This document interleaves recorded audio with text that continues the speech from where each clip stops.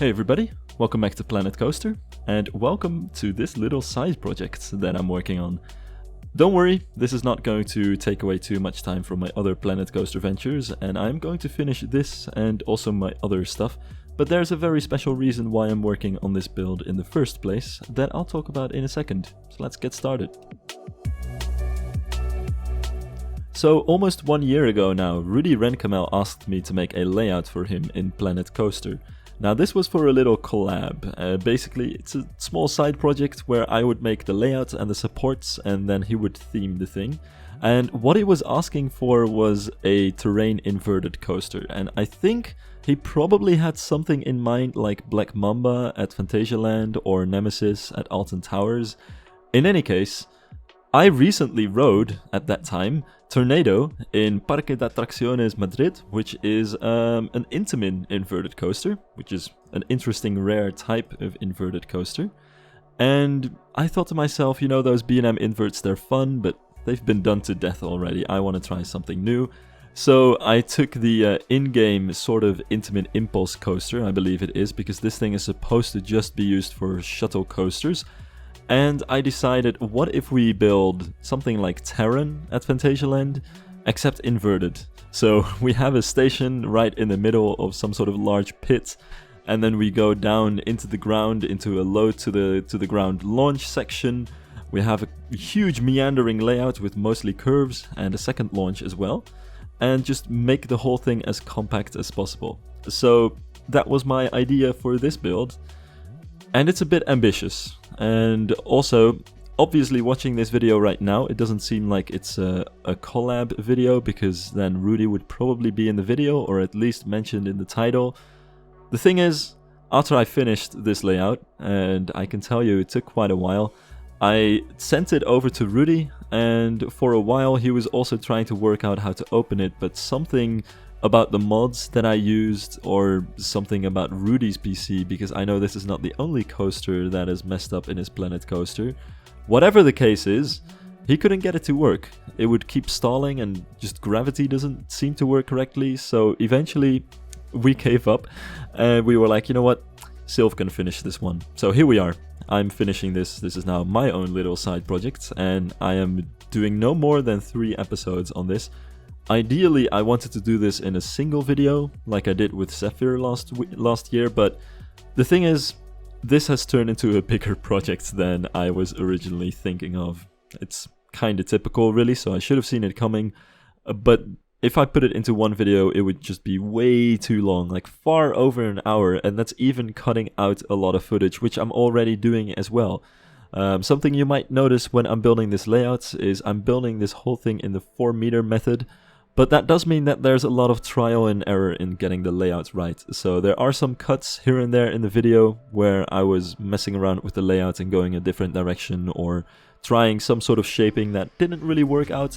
So really the process of making this layout is almost twice as long as the video that you're actually watching. And this is already sped up 10 times, so it took quite a few hours. But then again, it is 4-meter methoded, if that's a word, and it's also very long, so it is what it is. It was fun to build though. It's fun to imagine this type of coaster, which doesn't really exist in this particular combination in real life. There are a couple of Intamin inverted coasters with their typical Intamin box track like this. So you have Tornado in Madrid. You also have a Tornado in Sarkanimi in Finland, which I'm actually going to visit, but unfortunately the park is closed on the day that I'm there, so alas. But then again, it's not too different, I think, from the one in Madrid. So those are typical lift hill, you know, regular layout with a loop and all that good stuff, kind of roller coaster, not too special. Then you also had Volcano the Blast, which I'm actually not sure if it's at King's Dominion, I think so, but could also be King's Island. Anyway, it's a coaster that's now been demolished, which was an Intamin inverted launch coaster, pretty unique. There's also an Intamin inverted coaster which duels with a sit-down coaster somewhere in China. And then there are many what they call Intamin impulse coasters, which I believe is what this coaster type in Planet Coaster is actually supposed to be. which is just a simple shuttle coaster with one spike on one side of the station and another on the other side, and then you just go back and forth with launches. But this type, where you have multiple launches and a very long meandering layout, kind of Terran-like, is something that we haven't seen in real life with this coaster type, and I think it would be fun to, see what we could do with this. I think the advantage of doing this over an B&M invert is, for one, I don't know of any B&M inverts that launch. B&M does seem to do launched coasters if you do ask them for it, because on rare occasion they've done so, but they're more of a lift hill company in general, and there aren't any B&M inverted coasters with launches in particular. And also the tracks and the trains on B&M coasters are very bulky. I think the advantage of doing this the Intamin style is that the track is a lot less bulky and the trains are just two-seater trains, so you can see a lot more around you. I think one of the downsides of coasters like B&M inverts, especially the themed ones like Black Mamba and Nemesis, is that it's very hard to see around you. You really want to be on the front row of Black Mamba, I think, if you want to even tell what kind of theming you're going through. And I think this effect would be a little bit less so on the Intamin inverted coasters, where you also can't be seated in the middle, because the middle back on a B&M invert is... you might as well close your eyes at that point, really. Plus, I would imagine the hitbox on this type of Intamin coaster is a little bit more forgiving, because you're just seated in rows of two, so you don't have the massive vehicles from the B&M invert. And I think my final argument for doing this is just that it's fun. It's just fun to mess around with coaster types and think of new things that could be built in real life. So if Intamin is watching this and they're realizing, hey, this is an idea we might capitalize on, I am always up for any kind of job in that field. I'll gladly help develop new concepts, Anyway, I haven't said a single thing about the layout yet, so I'm gonna try and do a little bit of catching up. As you can see, if you know Terran, it has two launches, just like Terran does, and they're also the lowest points of the layout. But after a launch, you should typically always add the tallest point of a layout as well, so that when the launch doesn't go right, you won't get the train stalling somewhere else in the layout. They really have to clear a very tall element first. So after the first launch, we have a twisty bit up to the tallest point of the ride up to that point, and then a roll downwards, which is kind of an RMC inspired element, into a vertical loop, which gives me that sort of Nemesis vibe, having a vertical loop somewhere in a canyon. And after that we take some turns, a very, very drawn out corkscrew, which I imagine gives a lot of hang time, which is a bit strange on an inverted coaster, but I decided to keep it. It feels kind of funky, but you can't really go wrong with that. It's not a very dangerous force either. It's just a lot of hang time for an inverted coaster. And after that we have some more turns into the second launch, right next to the first one. I think the advantage of putting these launches so close to each other is, well, for one, you save space, and I'm trying to make this layout as compact as possible. Recreate that Terran feel where you keep crossing the track above you and underneath you and completely losing track of wherever the track is going.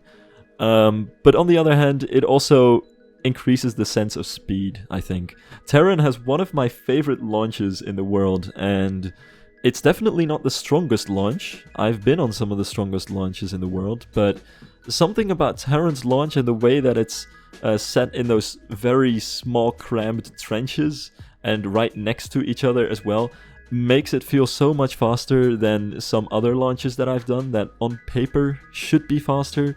But Terran's launches are just really fun, and I think they're well placed in the layout as well, with the first launch being a launch, not a rolling start, but just from a complete standstill, which is almost more fun, I think, if you want to have a thrilling launch. And the second launch being right at that point of the layout where you're like, surely we can't go any faster, right? And then it just hits you with that second launch and reaches the top speed of the coaster and goes way higher than any other part of the layout. There's just something about the way the whole thing flows, especially with the scenery around it, that just makes it so cool. And that was also my idea, to recreate that a little bit with this inverted coaster layout. So after the second launch here, we also have a very exciting element, I think, with the... I keep forgetting. This is horrible. I've been having this channel for years. I've built coaster layouts for years. I've got quite a few credits under my belt, and I still keep forgetting the difference between an Immelman and a dive loop. Anyway, we have that element where we twist into a half loop, which is the tallest part of the ride and also the fastest part of the ride. So we reach the top speed just after the second launch, and then after that we head into a very long 0G roll with loads of hang time again. I think it's very fun to build 0G rolls for inverted coasters, by the way, because you need very intense hard lining on them, and it turns into a very interesting looking shape where you can see the track move into all kinds of different directions, which looks very funky and weird and uncomfortable. But then when you're riding the coaster, it just perfectly rotates around your own center of gravity, and it's pretty fun.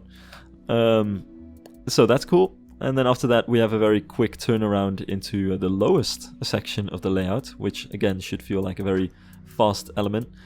I thought it would be fun to add that very fast valley right in front of the station, because people walking up to the station will be able to see the coaster go right underneath the station in front of their eyes there, and also reach a very high speed. It's definitely one of the most intense sections of the layout in terms of just speed, but overall positive G-forces as well. So I think that's a fun addition. Also, you just saw me do something there, which is of course the 4-meter method smoothing, which we have to do every now and then.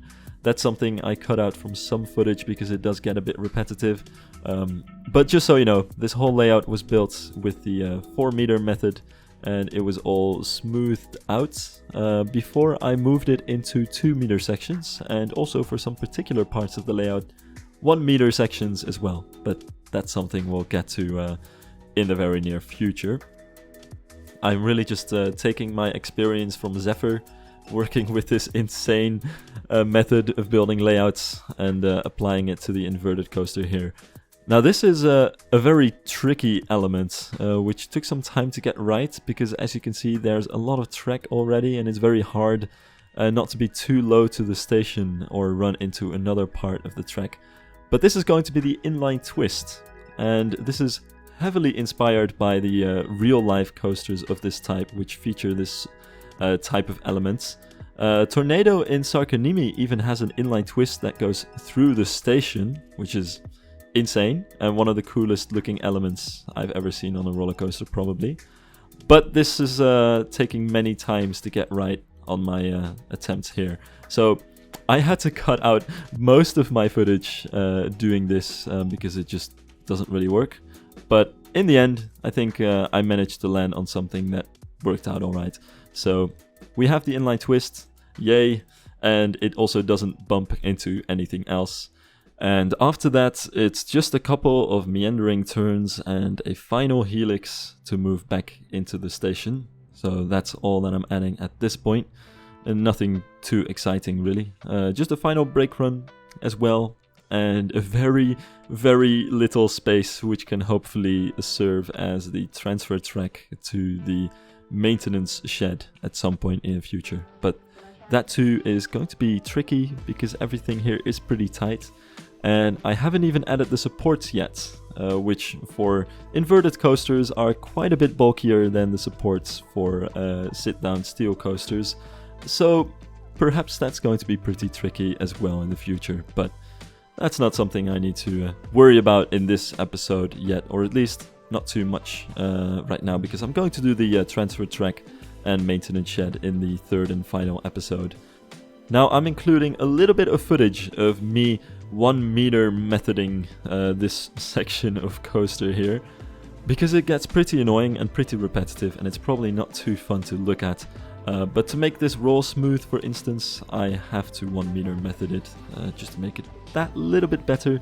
Most sections of the ride I made a 2 meter method, some I kept 4 meter method as well.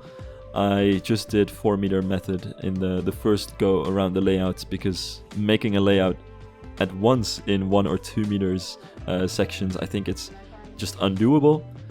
So you do need to use the 4 meter method to get the basic layout in place, but to really get that next level smoothness, you gotta go smaller than that. Unfortunately, I don't think the roll is completely smooth. There's a small jolt at the start of it in terms of banking, and I've tried to re-smooth it and redo it, but everything just makes it worse, and it's very hard with this kind of technique to edit things afterwards. I'm not even entirely sure how that little bit of unsmoothness got into there, but it is what it is. I'm just gonna have to deal with it. But trust me, I've tried to work my hardest to make this entire long, ambitious layout as smooth as possible.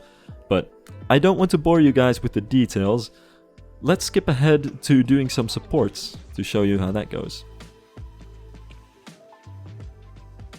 So I could tell a whole story here about how I cut off some recordings because it would all take too long to show you the building of all the supports, which is partly true.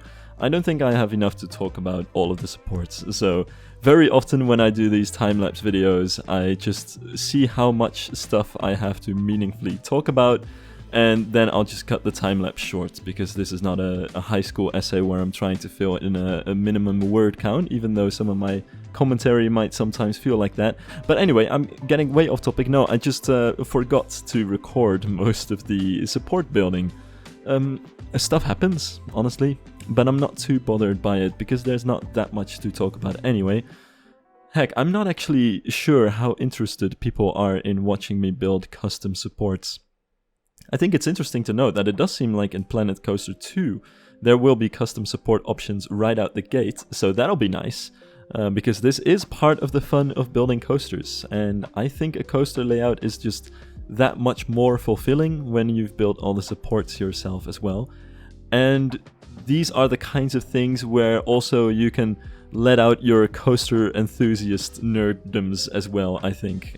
Because in this case, for instance, this is an Intamin inverted coaster, which means we need to go with Intamin inverted coaster supports. And now, looking at them in real life, it's something that really shocked me. Well, didn't really shock me, but I found very typical looking at Tornado in Madrid, is that the supports are quite bulky. They have these large frames overhanging the track, which is similar to B&M invert supports, but the support beams themselves are a little bit less thick, and instead they'll have many extra braces and connections, and just altogether remind me almost of the overly complex supports that Gerstlauer likes to build.